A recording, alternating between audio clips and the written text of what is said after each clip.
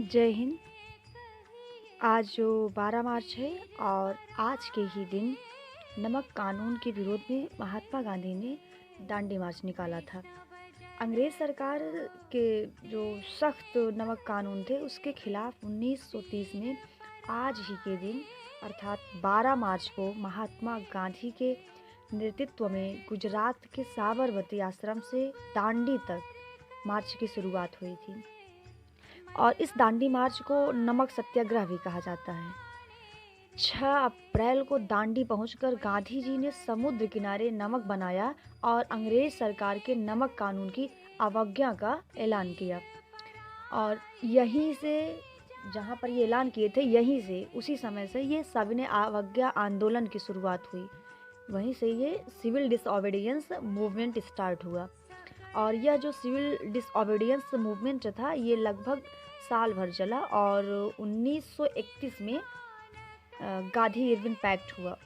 5 मार्च 1931 को जो लंदन में द्वितीय गोलमेज सम्मेलन होना था उसके पहले अर्थात प्रथम गोलमेज सम्मेलन 1930 में हुआ, दूसरा 1931 में और तीसरा जो गोलमेज सम्मेलन था वो 1932 में हुआ था।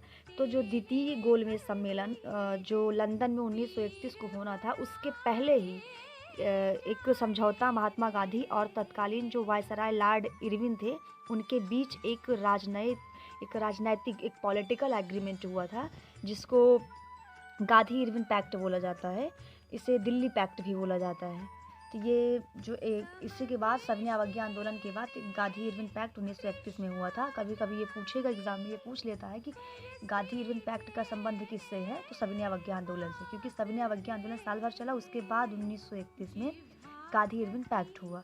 और जो ये गांधी इरविन पैक्ट हुआ था इसमें लॉर्ड इरविन ने कुछ एक्सेप्ट किए थे, जितने भी कंडीशन रखा गया था तो उसमें उन्होंने ये स्वीकार किया था कि भारतीयों को समुद्र किनारे नमक बनाने का अधिकार दिया जाएगा। और उसके बाद जो भारतीय शराब और विदेशी कपड़ों की दुकान है उनके सामने भारतीय जो हैं वो धरना दे सकते हैं। और इसके बाद जो आंदोलन के दौरान जो जब्त संपत्ति है वो उन्हें वापस कर दी जाएगी। ये सब लॉर्ड इरविन ने स्वीकार किया था। और कांग्रेस की तरफ से गांधी जी भी ने कुछ शर्तें स्वीकार की थी। जैसे उन्होंने कहा था सविनय अवज्ञा आंदोलन जो इरविन पैक्ट के पहले शुरू हुआ था, ये सविनय अवज्ञा आंदोलन ये स्थगित कर दिया जाएगा। और जो द्वितीय गोलमेज सम्मेलन that mean second round table जो कॉन्फ्रेंस है उसमें कांग्रेस भाग लेगी। और उसके बाद जो ये कांग्रेस है ये ब्रिटिश सामान का बहिष्कार नहीं करेगी। तो ये था गांधी इरविन पैक्ट में सारी बातें रखी गई थी। उसके बाद से भारतीयों को नमक बनाने और बेचने की छूट दे दी गई थी। तो आज का ये today's importance of the day था। तो meet you again in next video. Till then जय हिंद, जय भारत, वंदे मातरम।